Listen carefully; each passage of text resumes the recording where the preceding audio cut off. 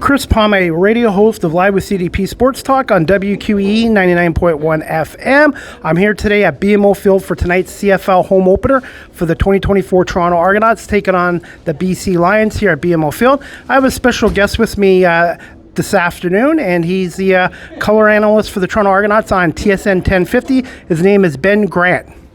Ben, thoughts on tonight's game against the British Columbia Lions? First of all, I'm really excited to get back going again. It feels like we've been without football for a long time, and you know that cliche, is it June yet? Well, it is June. We got Argos football, so that I guess is the number one takeaway. And then we got a pretty interesting group of Argos. I think it's going to be a really strong team, and I think that people are going to be surprised at how good this Argos team is. Coach Dinwiddie's talked about them being underdogs this year, and it's true. They are underdogs in the public's perception. I think that's sort of what most of the country feels. I'm not sure, well, I don't feel that way, and I'm not sure that the team feels that way either, so we'll see how they come out today. Thoughts on the Argonauts in training camp at the University of Guelph, and which players kind of stood out in training camp and preseason for you?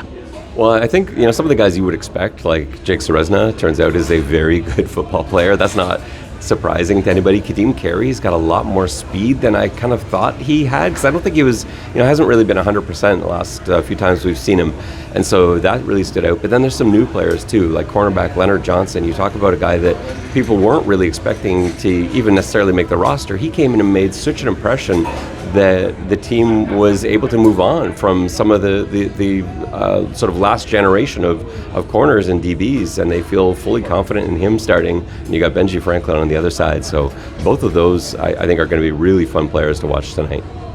What, in your opinion, Ben, what is going to be the strength of this Argonaut team going into 2024 as of now?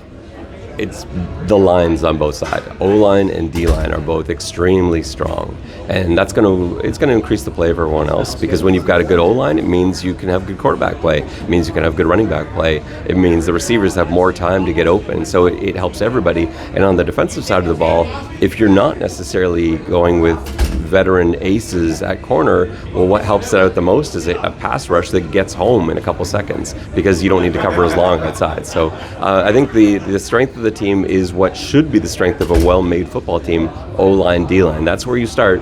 Everything else is a bonus. What are your thoughts on Cameron Dukes and Brian Scott in training camp, and bringing back Nick Arbuckle as well? So I think Cameron Dukes very clearly is the number one guy until Chad Kelly returns. Like, he showed himself. They had him as the number one on the depth chart, and he played like the number one. He played the best of all three guys. But I think that we can't forget how well Brian Scott played, and you can't forget how much faith this team, this league had in Nick Arbuckle just a few seasons ago. Remember, he was the guy. He was the quarterback of the future in 2021. It's not that long ago. It's not like he's a whole different guy now. So to have those guys backing up Cameron Dukes, I think the Argos are in a pretty good position. Ideally, you would like the highest paid player on the team and in the league to be available, but that's not the situation right now. So Cameron Dukes will fill in, I think, admirably in the interim. Just quick thoughts on tonight's opponent, the BC Lions. They're an explosive team, and that's going to be the challenge for Toronto, is trying to keep those points off the board. Vernon Adams is a great quarterback. I think they're going to struggle with the Argos D-line. We'll see how they fare, but this is a really strong test for the Argos, because BC's, they've been there. They were a win away from being in the Grey Cup a couple seasons, and Vernon Adams played the best season of his career last year. He's looked great. They got some exciting pieces too. This receiving core for BC, I know there's a lot of new faces. Some of these new guys are going to impress people, so I can't wait to see what they're like on the field too. This is going to be a good game. And they brought in former Montreal Alouette running back William Stanback. Thoughts on him quickly?